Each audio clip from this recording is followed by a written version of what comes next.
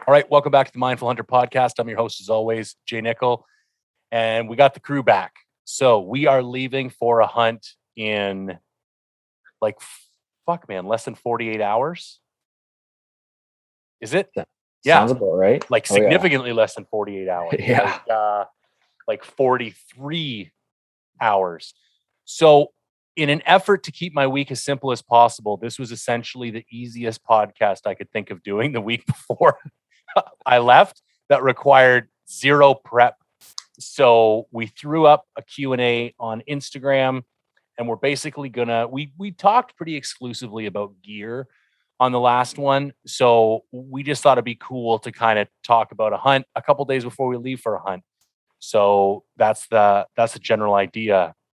Maybe we'll do a little check-in. How's everybody doing? Are we packed? Are we stressed? What's up? I got gear all over my floor right now. Yeah. So that's where I'm at. All right. Spence? How's the collarbone? Oh yeah. Shoulder's all right. She's a little loose, but what else is new?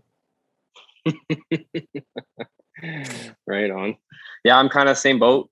There's gear all over the place. I've packed about 5-6 different times, trying to figure out the best, playing Jenga a little bit, but no, really excited here. I can't believe it's 2 days away. They're under 2 days away. And big news for you. You have severely upgraded your pack since the last podcast. I actually got a couple messages about your pack that you were going to take from people. Yeah, no, it seemed pretty clear that I needed to kind of upgrade that. So yeah, I got the Kafaru, the muskeg, some accessories, and then Jay, you got me helped me out the frame there, the tactical frame. So it's a lot comfier and there's way more room, and it's just a much better setup all the way around. So exciting. Awesome. That's badass. I'm kind of in the same boat. The only difference with gear is I now have the garage isn't big. It's like, I don't know, maybe 20 feet long by 10 or 12 feet wide. It's like an old school single car garage, but the whole thing is a gear room. So I'm actually going to do a video of it on the channel because I took a lot of time to think about the storage and bought those badass hardcore metal shelves from Home Depot with the grate covering and the big thick metal. And I got 3 of those that are 3.5 feet long each. And then I got a 6-foot workbench, one of those Husky workbenches, and a rolling tool chest, and the whole thing. It's given the circumstances I have at this house, it's my dream gear shop. I can work on my bow, I can work on my rifle, and all my gear is now I can see it all. I've got it all organized in clear tubs and labeled, and one thing for sleeping bags, one thing for shelters. So even though I'm not packed, hang on, I got a little weird buzz. Even though I'm not packed, I'm not super overwhelmed because I know I really just need a couple hours in that room, and I should be relatively good to go. Right on. Oh yeah, I found out I was packing my bag today, just checking my ammo. I thought I had a box and a half left of my 280 Ackley shells. Turns out I only have half a box left. So what? That's great. Yeah. I guess that narrows it down, the whole bullet conversation we had. Yeah, I got 10 with my name on it. So, There we go. 10's the round number. I found a box. I'm the other way. I thought I had a box and a half, and I actually have 2.5 boxes. Yeah. So called around to see if anyone had any in stock. Nothing. Even, and Omer's in the bush, isn't he? But if they had any, you'd know, I'm sure. We'd be going through there too late on Friday anyways to stop in, but yeah. So got to make 10 last. All right. Well, you know what? I'll definitely bring a full box then. Because worst comes to worst, we'd still have the second rifle with some more bullets. Yeah, so exactly. I'll definitely bring a full box. Even if I end up leaving 10 rounds at the strip, they'll still be there. And we can go get them if we're lugging back animals and stuff like that. Perfect. Yeah. how's everybody doing? I know your shoulder, a question I get asked a lot, and somebody just asked me on a Q&A the other day, but I was doing a hike and somebody wanted to know like what I do for training, like the week leading up. Obviously, your shoulder's a bit fucked, but like in an ideal circumstance, do you guys change anything up the last week, or is it just a function of if I've got time to do something, I do it. If I don't, I don't. Yeah, I wasn't really planning on doing anything the week leading up. Just chill, recover. Just kind of gonna be moving a lot in the next 2 weeks, so try and get everything sorted out. Probably won't have enough time anyways to get out. It's kind of funny because I used to try and train like right up until the last day, and then I started thinking about, I'm like, this is stupid. And so then I started leaving myself at least 3 or 4 days. And then I realized it kind of works out, man, because especially with these long trips, I'm so busy trying to get everything done. It's kind of nice to just not worry about the gym or hiking that last week. And I get like an extra 2 hours a day. And I'm not quite as like burnt out. So I've got a bit more energy. Yeah, I did. Yeah, I did my last pack yesterday. Yeah. And then I ran today, but now I'm getting to that point where I'm like, I don't really want to, risk tripping or, right? something unordinary. I started thinking about that too, man. Like I'd take the odd little spill on the ankle and I'd be like, not today, my friend. Not so today. So I'm not, running's not too bad, but with the pack, you step the wrong way and you're, pulling. And I feel like it's one of those things, once it gets in your head, that's when it's going to happen because you're like thinking about it. Yeah, exactly. So just trying to avoid that at all costs at this point because we're a little too late to pull the plug now, right? So it just kind of gotta, not risk it. All right, let's. We'll start off with your buddy has one. Okay, so for the audience, I'm gonna jump into the Instagram Q&A. So I'll let you guess who wrote this one, Tristan. Who's cuddling Tristan? We all know Italians can't sleep alone. Yeah, my fellow Portuguese friend there. Yeah, Jeff Agostino. That is correct. And so for the listeners, it will be Spencer who is cuddling Tristan. Because have you decided who the big spoon is yet? We'll probably switch. You can't let your butt fall asleep. Yeah, man. Switch sides. Keep it fresh. Oh yeah. Keep it fresh. 12 days, buddy. Long nights. Long nights, yeah. So this is kind of like a meandering question, and I'm going to pick the element that I like out of it. So tactics / plans. And I think this is a good segue to the kind of conversation we've been having regarding burning boot leather and stuff. So I'm going to turn this one over to you, Tristan. Once we get dropped off, what would you say like the general plan of attack is? Obviously things change given circumstances, but what's the plan we're going in with? I mean, depending on what time we get dropped off on what day regarding like weather and stuff, try and get to as far as we can whenever we get dropped off, and however far we make it, we, find a nice little base camp and get her all set up, and then, start looking around, start poking around, see what we see, and try and locate some sheep and see where they are. Would you say that we're trying to glass more and move less for the first little bit at the least? Yeah, you gotta find out where they are. We're going to a new area. We don't know what their habits are, where they're gonna pop up, where they're gonna go, where they bed. So, we got to spend a little bit of time poking around, checking it out, and for a few days it'll probably be a little boring, but once we get everything sorted out and maybe find some sheep, habit them a little bit, we can start burning some boot leather and get after them. Yeah, I think I'm just trying to think. So tactics, plans that you're using in this hunt. This is going to be interesting too, because I wonder if we will. I've glassed with one other guy before, but I've never glassed with 2 other dudes.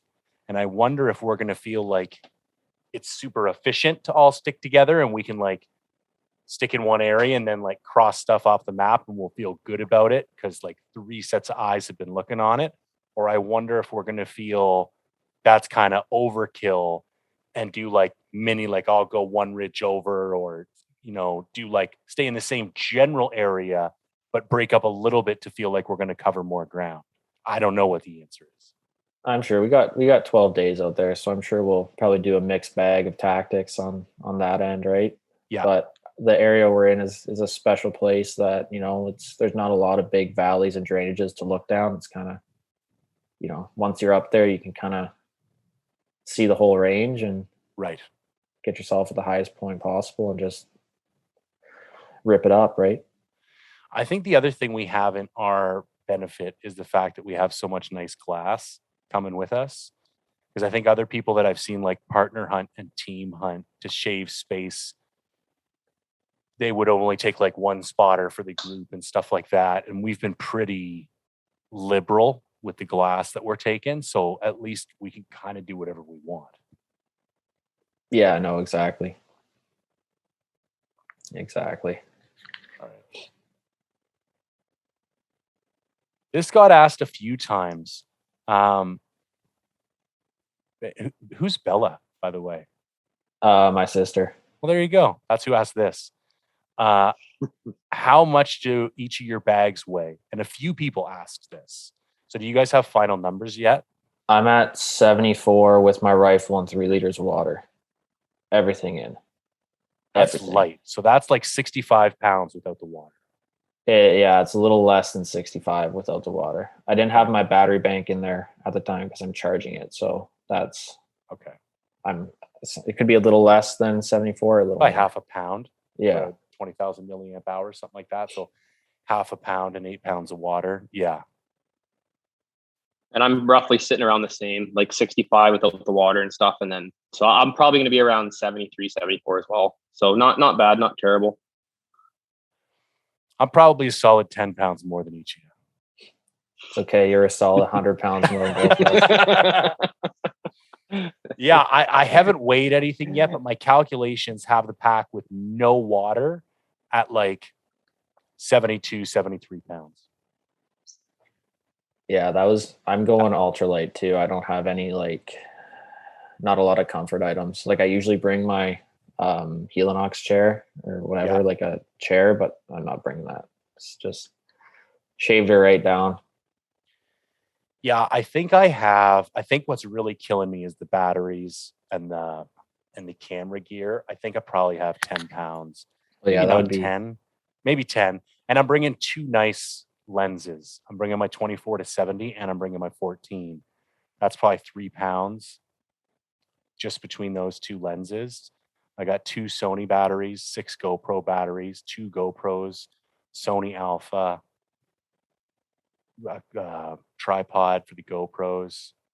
Yeah, we'll see. It'll be interesting to see once I weigh it all out. But I'm thinking, yeah, if we're gonna use 3 liters of water as kind of like our base number, then I think I'll probably be 82, 83 pounds when it's all said and done.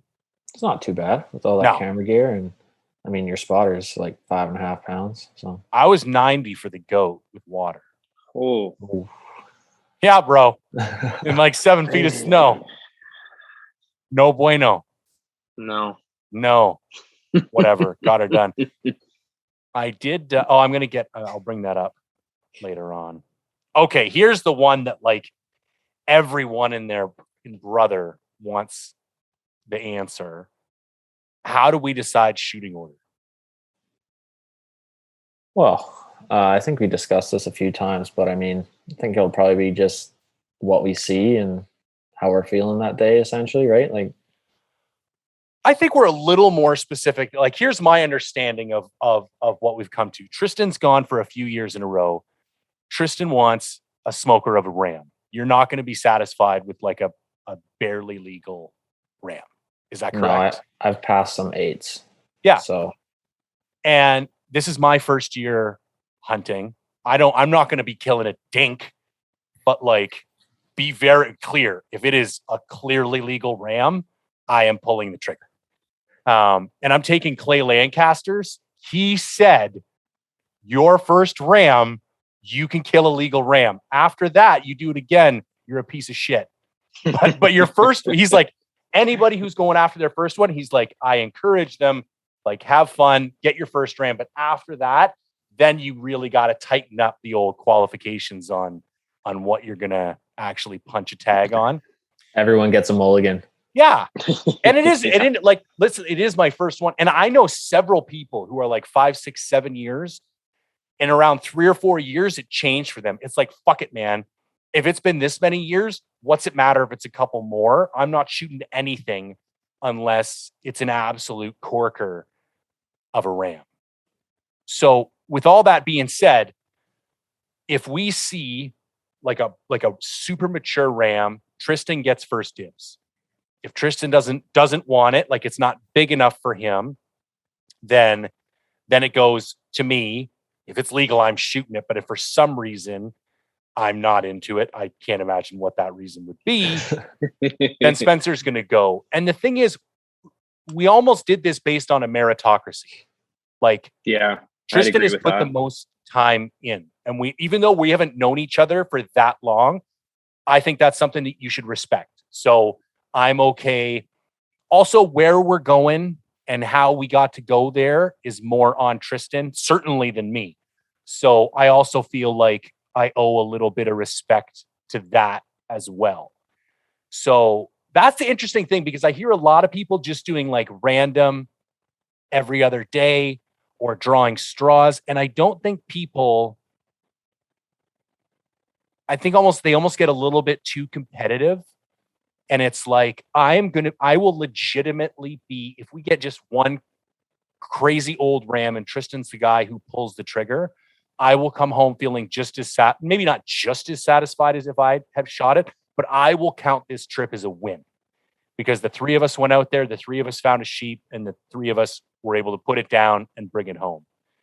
And I think if more people were able to be a little less like competitive about it and worry so much about if they're the one that puts it down, I think you'd see more people approach it like this. I think most people would have expected us to do some kind of lottery system or draw straws every day or whatever. Yeah. Or some sort of system for sure. Or whoever spots it. Like, if I see people do that quite a bit. If you spot it, it's yours. And I don't know, that just, I was thinking about all those things, and it just like, it introduced like a layer of stress and competition that I'm not really interested in bringing out there.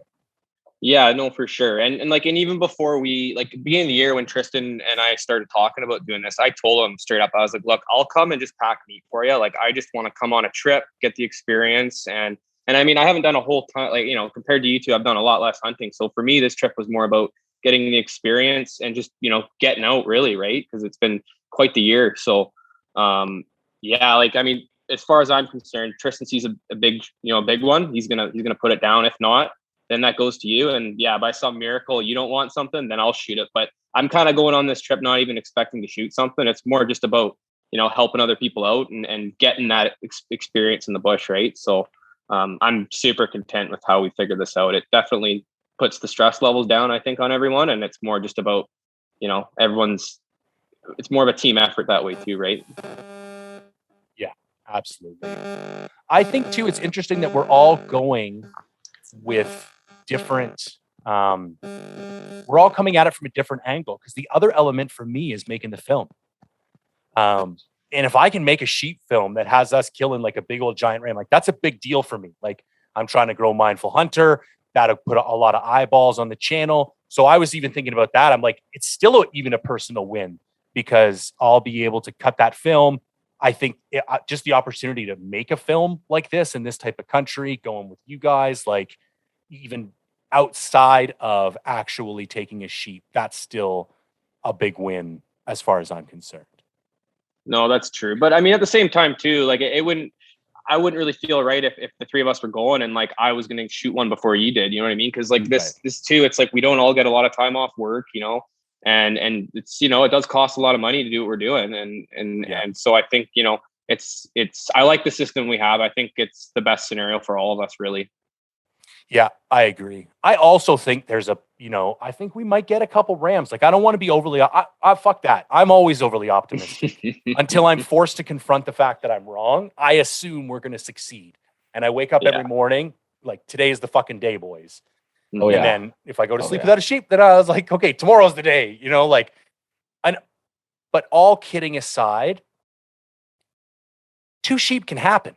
Oh, yeah. You Yeah. know what Oh I mean? yeah. I think Definitely. 3's probably pushing it, but I think like a big old ram and like a good, healthy, legal ram, I think that's actually a plausible end to this whole thing.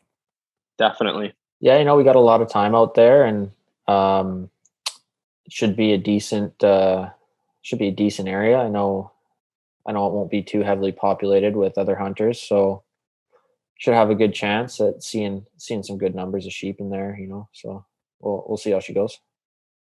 But yeah, I'm pretty content with how we have it figured out with order. I'm not usually a big not usually super eager to be a shooter either. I just like being out there and hunting. So for a long time when I was hunting with my old man, I wasn't really a shooter anyways. So I'm kind of used to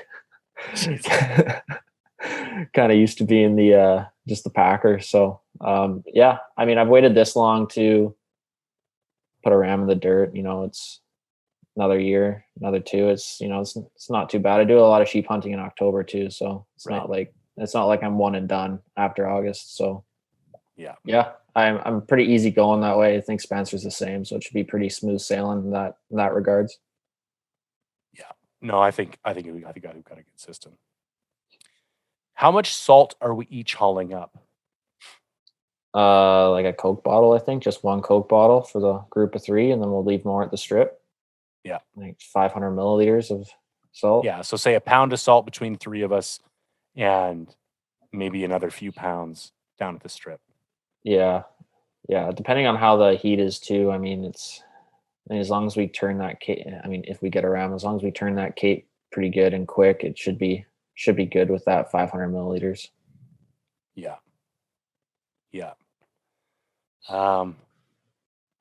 How do you do research on places to sheep hunt? And then he lists like e-scouting, forums, etc. I was lucky enough that I kind of got brought into this from my dad and his dad, and I have a lot of locations kind of in the books already. But I mean, forums are decent. You gotta watch out with what sheep guys say on the forums, though. So take that with a grain of salt. But looking at anywhere in the Northern Rockies, or even in the Eastern Rockies, you can just kind of look at some pretty sheepy country, and you can watch some videos on YouTube and kind of see their habitat, and just go on Fat Maps or Google Maps and kind of just pick a spot and give her. I think too, I was having this conversation with somebody on the podcast a while ago, and there's a couple points I'm going to make. I think in the digital era, we try and do this like superficial scan and try and like message people you don't really know on a forum, or try and find someone's video or somebody's post where they said something or did something. And I still think the most beneficial way is to like build relationships with people, and not based on the fact that you're trying to get information out of them.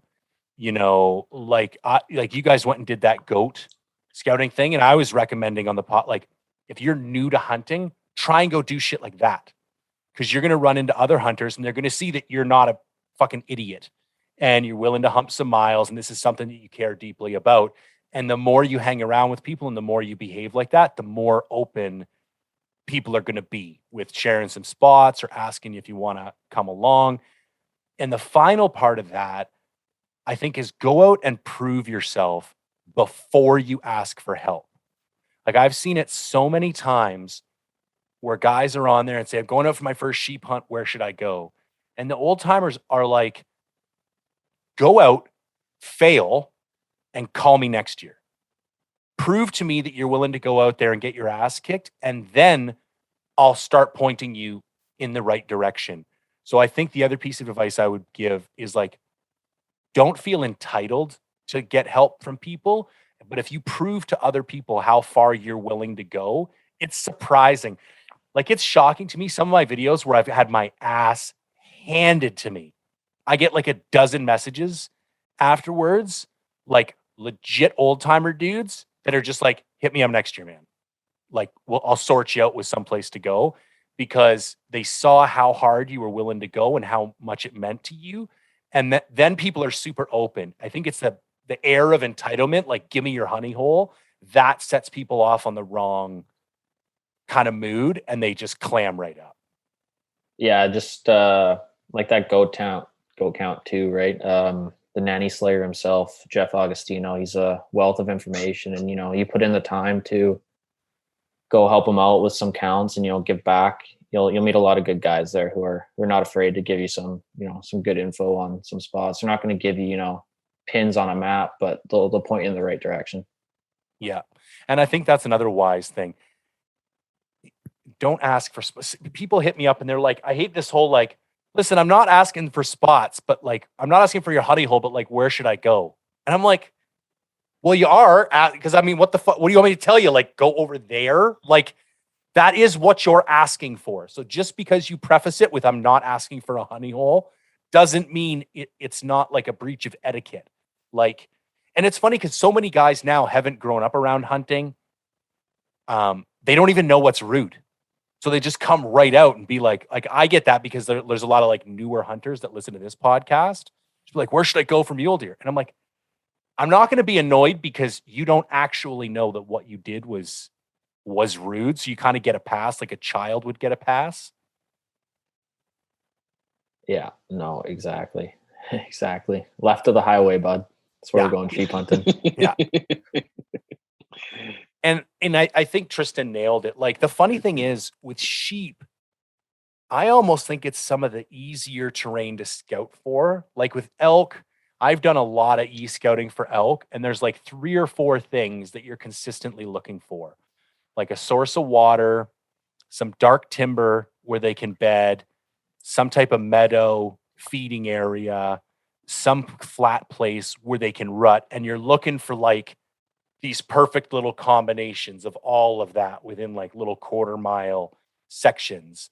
Sheep is just like, you're looking for some really steep shit, and you're trying to get someplace where other people aren't currently there. Like, it's not rocket science. No, exactly. Yeah. So use the technology that you got. I like using Onyx maps. People like Fat Maps. People like Google Earth. Yeah. Somebody asked if you two fully realized what you're getting into by taking me with you. I guess we'll find out, eh? Yeah. Well, that gets into another question. What if we don't get along out there? I don't know. Just tell me if you don't like me. We'll figure it out. We're pretty easy going, man. Yeah. Yeah, I agree. And somebody asked that question, and I thought to myself, well, that's the wrong question. The right question is, what do you need to do beforehand? Like, none of us can read a crystal ball, but I think we've done a reasonable job at making sure, to the best of our ability, that we will get along. Yeah. I mean, it's just got to make sure we don't put ourselves in those situations to not get along, right? Yeah. But I mean, we went out on a hike together. We've spent some time together. We've done a couple Zooms. We went shooting that one. Like, we've spent time together. Like, if I thought either of you were idiots or like rubbed me the wrong way, I think I would have figured it out by now. Yeah, no, for sure. Yeah. We'll just see how she goes. And like I said, man, I don't really not like people unless, you start doing some silly shit out there, and I'm just like, what the fuck did I get myself into? But, I don't think that's going to be the case. No, I don't think so. And I got my own tent. If it really sucks that bad, I'll just go hunt another wood.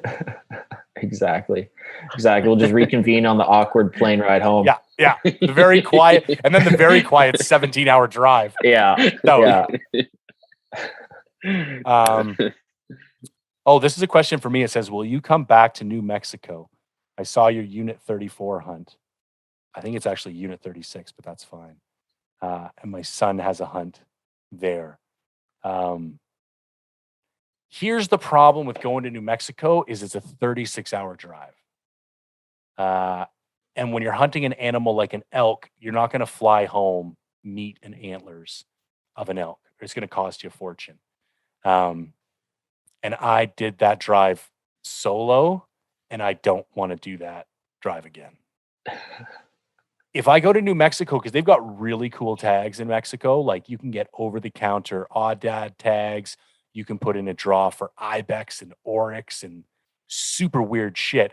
And those are all relatively small animals. Like you could fly down, rent a pickup truck, hunt for a week, and bring everything back with you on the plane. So I love New Mexico. I want to go hunt New Mexico again. If it's going to be for elk, I'll have to go with somebody else so we can split the driving. And if not, I would go solo again, but I would go for a smaller animal so that I can bring it home on a plane.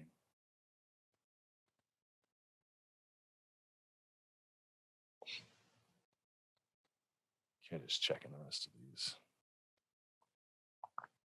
What are our plans to deal with adverse weather? Well, hopefully we don't get that much, but batten down the hatches and ride it out. I don't know. Really depends on how adverse it is. What are we talking here? Like tent crumbling winds or piss and rain? I mean, we all got good rain gear. I mean, sheep move in the rain, so What would it take to pull the pin? I don't know, 3 feet of snow, maybe. Yeah. I don't know if I'm capable.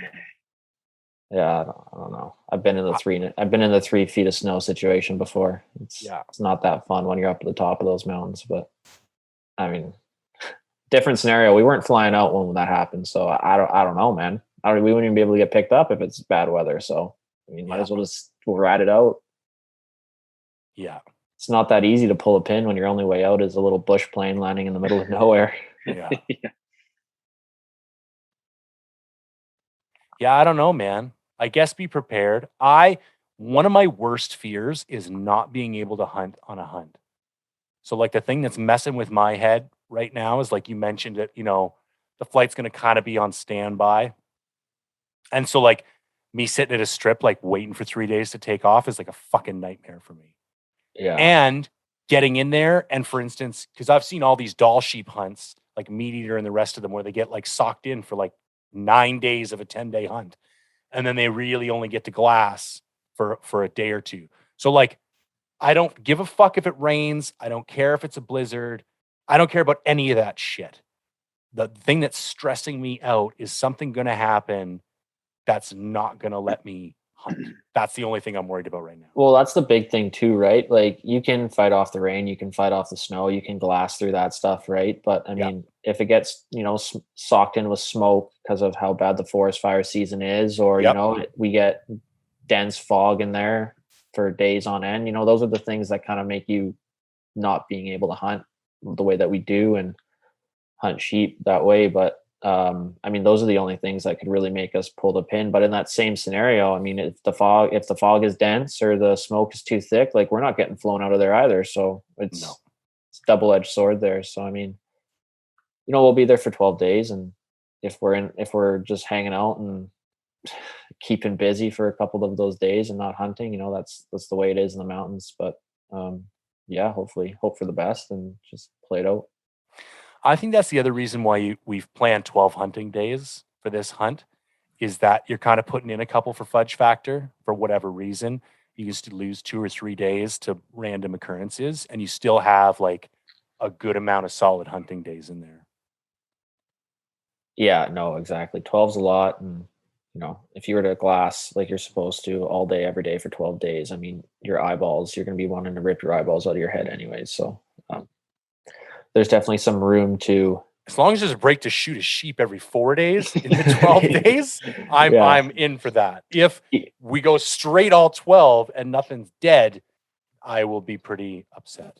I mean, if the sheep's hunting slow, I mean, there's 3-point elk open too, so we can. It's true. Can change tactics a little bit, but I think I have 9 tags in my pocket. Oh, for legal shit. There's like decked right out. Oh yeah, I bought everything there is. Well, did I tell you guys what happened with the goat last time I went in there? No. Holy fuck. Dude. Oh, you didn't have a goat tag, right? Correct.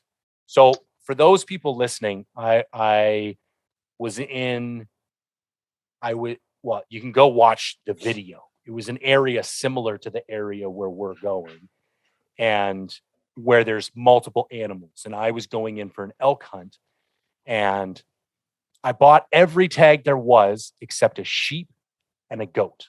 So I bought like caribou, moose, elk, deer, bear, everything.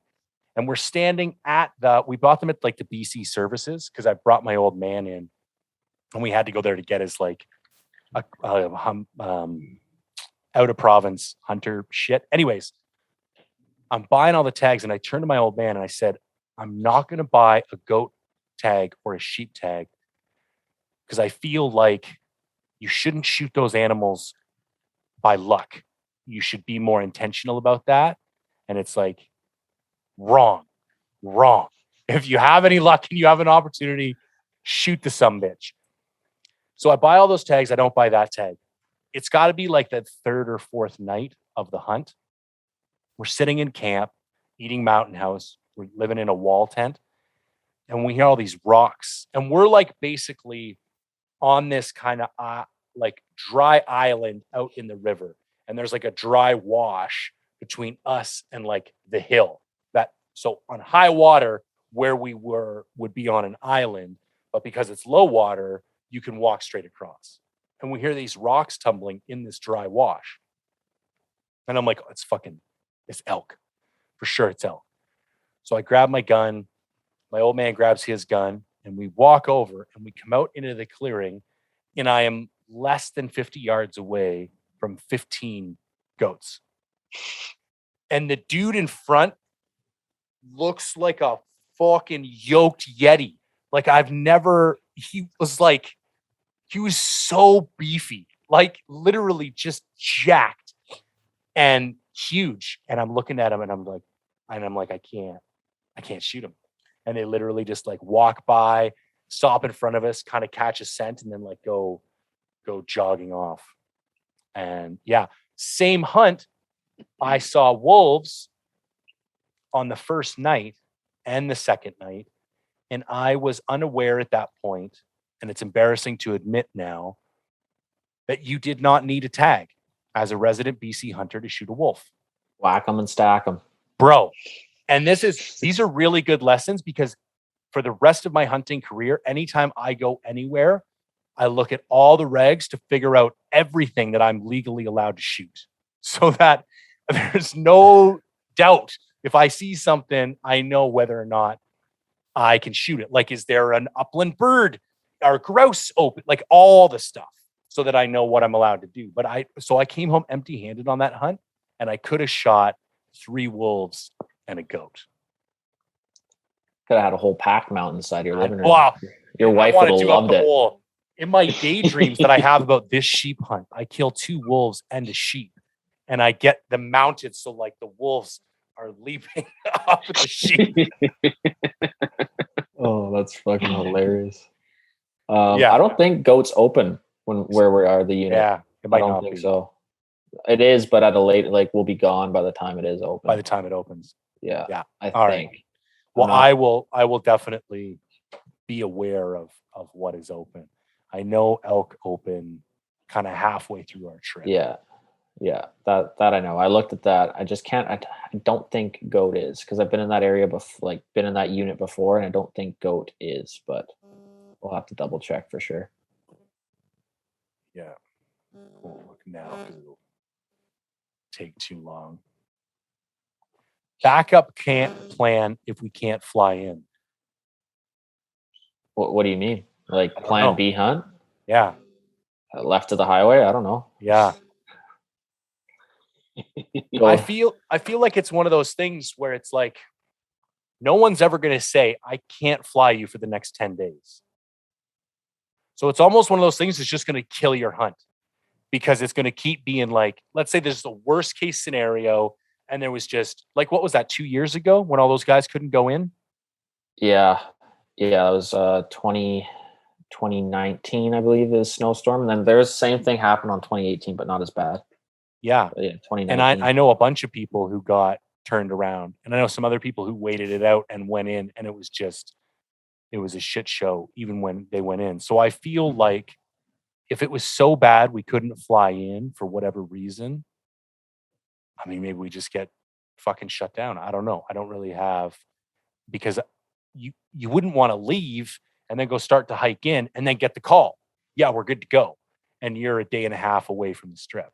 Yeah, I mean, at that point, you would just have to just pull the pin on plan A and just make the best of what you got somewhere else. And if it sucks, it sucks. But I mean, you're still out having a good time, I guess. But yeah, definitely would be a buzzkill. But yeah, I remember that 2019, we were driving in just north of Fort St. John, or a little ways north of Fort St. John, on this trail. You go in quite a bit. It's ATV only, and we got the truck and trailer in there, unloading the Argos, and parked the truck. We're putting in. We're in there for 4 or 5 days already, and then wake up one morning and just boom, it's just dumping snow. We bailed. We got out. Hardly got the Argos were getting stuck. They were getting bogged down in the snow and all the swamp. Got back to the truck. I think it took us a whole 18 hours to get back from where we left the Argos, and we were still up in the mountains too. And then we came back, and next day it was like 28, 30 degrees. Everything just melted instantly. Truck was in 4 low, just banging it off the rev limiter to pull the truck and all the Argos out of there. It was ridiculous. Little creeks turned into giant rivers, and it was gnarly. In retrospect, you wish you'd have just stayed in there, seeing as it all melted anyways? All the animals were doing weird stuff, man. We didn't see very much. The storm just threw everything further. It was later. We went in there middle of August, I think, and that's when the snowstorm hit too. We were only in there for 2 or 3 days, I think. But yeah, we weren't seeing much anyways. So we decided to we actually just went back to the truck to go recently. We weren't prepared for the snow. Like we were bivvying and had a tarp. That's all we had for. I feel like with what we're doing, if it blizzarded on us, we'd be fine. Oh yeah, I'll be nice and cozy in my hilly. Yeah. Yeah. Yeah, I set up the NEAC for the first time at the park across the road last night. It's a fucking palace, man. Oh yeah. I'm excited. My wife was there. We took my daughter to the park. She's like, that's way bigger than I thought it was going to be. I was like, it's bigger than I thought it was going to be too. It's a 2-man tent, right? Technically. Well, I mean, you're like 2 dudes, so. Yeah. Well, yeah, I don't think 2 people would really want to sleep in that thing. But it is marketed as a 2-man hunt or a 2-man tent. I think it's only like maybe 48 inches wide though. Oh, that's narrow. That's what I mean. Like your sleeping pad, a good sleeping pad's 24, 25 inches wide. Yeah. Anyways, I was super happy. It was super easy to set up, super stable. Yeah, really nice. Any new gear that you're taking on this trip that you haven't tried out before? I had a Swaro 80 mil STS, and I sold that and bought a ATX 95, but I mean, it won't be that much of a difference in quality wise, I guess. I'm still running a Swaro before, but got new boots last December, November or something, so it'll be the first big trip with those. Other than that, my pack, I got a Kafara this year. I was using a Mr. Rance Marshall before, but I mean, I've been using the pack a lot, so it's not anything. Too. Yeah, boots too. I think they're almost, the tongues are just worn out from how tight I tied the laces on those things. So see how long those last. That's funny, man. Yeah, I got a ultralight Dyneema tarp. Did it show up? Yeah, I just got it. Nice. Like on last Friday. It's freaking sweet. Like 3 ounces. Yeah. It's awesome. Dyneema's the best. That's all I got. What about you, Spence? You got the pack? Anything else? Well, yeah, honestly, I think most of the stuff was kind of like the buy once, cry once. I finally got past the point of buying not cheap stuff, but I was kind of in like that cheaper to higher range. And then now I'm just kind of like, you know what? I'm just going to buy stuff I'm going to use for the rest of my life, basically. Right. And so, I mean, like pack, boots, like pretty much like everything I've upgraded. Just on a hunt like that, you don't really want to mess around. Right. And that's kind of what Tristan said to me too, right? He's like, you know what? It's like you buy it now and you'll have it for a long time. So that's kind of most of the stuff I have now is new stuff I haven't really tried before. So, but yeah. I got a couple things. I bought a new bladder bag, like not a storage one. Like do you guys run like camelbacks, like platypus things? I don't know, Spencer. I think Spencer does. Yeah. Okay. I got a Camelback. Yeah, I have to, man. Like I don't drink for shit if I don't, because I think I would have to if I put one of those Nalgene water bottle holders, then I might do it. But I never stop and take off my pack. So if I'm hiking, I just never drink. And the only way that I've found to fix that is the camel pack in the backpack. I drink way more water that way. You put it in your pack, or like how do you put your Camelback in your bag? Is there a spot for yours in there? Yeah, there should be on yours too in the muskeg. There should be a little sleeve running right up the back, and you just sink it in there, and then the hose comes out the top. I bought a new one of those just yesterday, actually. I think it's called a Hydro Force. It's kind of like a Camelback, but on steroids. So it's like a dark, kind of like a dark copper looking material. And then the hose is actually an insulated material instead of just that clear plastic. So you don't get that 2 mouthfuls of like piss warm water every, like the first 2 pulls before you get to the cold water. You got to blow into it first. Oh, to put it back in the bag. Look at that shit. Never thought of that. Tips and tricks. Yeah. So this will be my first trip with that. I water tested it today and it seems fine. That Anchor solar charger, this is my first trip with that. I tested it today and it charged my phone 14% in 30 minutes, which is pretty aggressive. Yeah. Like, and it's an iPhone 12 Pro Max, so it's got like a giant fucking battery. So I was thinking that's like 2 minutes per 1%. And that's like, that's pretty good, man. That's a lot better than any other solar chargers I've ever tried before. Yeah, and it's not draining from your banks either, right? It's just straight from the sun into your phone. Yeah. Yeah. And I guess the idea would be just leave a bank always hooked up to the solar charger and then charge your devices off the banks at night. Those panels don't charge the banks very well, though. I guess the draw is too much, or like the watts needed to charge those banks efficiently. The solar chargers don't do that very well. I've noticed they take forever to charge too, and I actually had to buy. I got it right here. You got to have like those 240, like the bigger power bricks that you'd get with like a iPad Pro or something like that. Yeah, one of those bad boys. Yeah, and I think you specifically need the PD, stands for power delivery, and I think that means that it can go like up to 5 amps or whatever it is. Fuck, I'm getting old. Yeah, it goes up to 3 amps on the little port. That's a very good point that you raised, because I would have screwed myself because I would have drained my battery pack, filling my devices, and then not been able to recharge the battery pack. Yeah, so I would use a solar charger to charge your devices, and then use the bank as just like if it's not efficient to use the solar panel, right? Yeah. Yeah, and the other nice thing is too, I can plug in and charge all of my camera batteries independently. Like I have little chargers, so I should also be able to plug those all directly into the charger. That kind of stressed me out too with the shitty weather that might be on the way, because I was like, if it's raining all day, are we even going to be able to use a solar charger? No, with the cloud, like it has to be like for the most optimum performance, it's got to be like not a cloud in the sky and just directly on that black charging surface. That's what today was like when I tested it. Like it was like 28 degrees, blue skies. Like it was cooking. Like I was worried about leaving my phone outside for half an hour.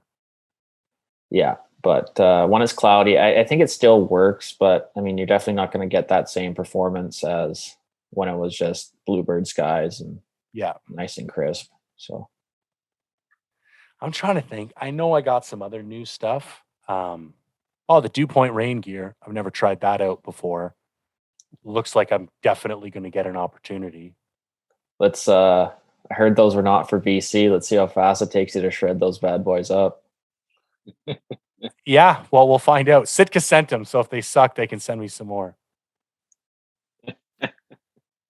I've heard it's surprising how durable they actually are.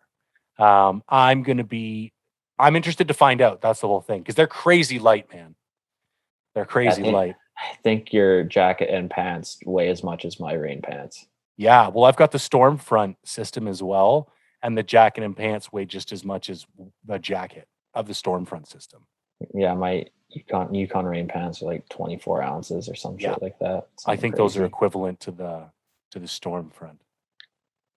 But yeah, there's no shred in those bad boys unless you're jabbing your crampons into them. But yeah. Okay, we got one more. It's getting late. We'll call it quits. What do we do if we run into other hunters? Well, I mean, we're definitely going to have the biggest guy on the mountain with us. So I'll try and appear to be really aggressive. Yeah, I don't know, man. Yeah, I'll figure that out once it comes to it. But hopefully that's not the case. Most guys hunt in group of two, so they might be a little slow spotting sheep. So yeah, it'll be a race. I also think there's a point of etiquette. Like, if you look up the mountain and there's already somebody up there, it's like you got there first, it's yours. Mm-hmm. And if I'm on the mountain first and you try and come up after me, then that's an issue.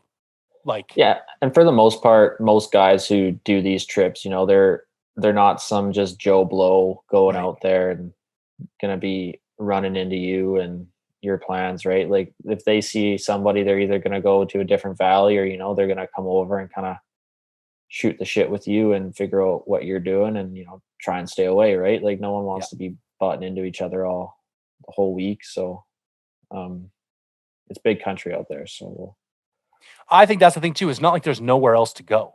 Yeah. Like we might burn a day, trying to get from one ridge to another ridge or something like that. But there are other areas to go if we have to. Yeah. And if we're going to run into guys, it's going to be people who are there from the opener too, right? So we're staying there longer than they are, and they're going to be on their tail end and, they're already going to be beaten and bruised. They're not going to be super eager to try and, mess with us in any way or try and get in our way. They'll kind of mind their own. Yeah. All right, boys. It's well past my bedtime. So 2 more days. So we're all going to meet up out at Tristan's place around 4:30 on Friday. Yeah, I got persuaded into a meeting at 3:30. So I'll try and make it a quick one, but I probably won't be leaving the office until earliest 4. I'm picking Spencer up on the way back, so probably back at my place at like 5:15, 5:30. But I'll have everything packed. Spencer will be all packed, and we'll just. How long does it take you to drive from the office to your house? That's a great question. Usually 45 minutes, but I mean, the one bridge that goes across the Fraser River to my house right now apparently is cut in half because it's deteriorating. So right. It took me 2 hours to get home the other night. All right. Well, I definitely won't plan to be out at your place before 5 then. Yeah, I'll figure out how to get home, but it'll be. I was just going to say, text me when you're leaving work, and then I'll just leave at the same time because it's probably going to take me an hour and 15 minutes or something like that to get out to your place. Either way, whenever we all meet up, it'll be quick. Everything will be packed, ready to go. Yeah. Perfect. All right, lads, rest up, eat up. I'll see you in 2 days and we'll go kill some shit. Cheers, boys. Sounds good. All right. Have a good night, lads. See ya.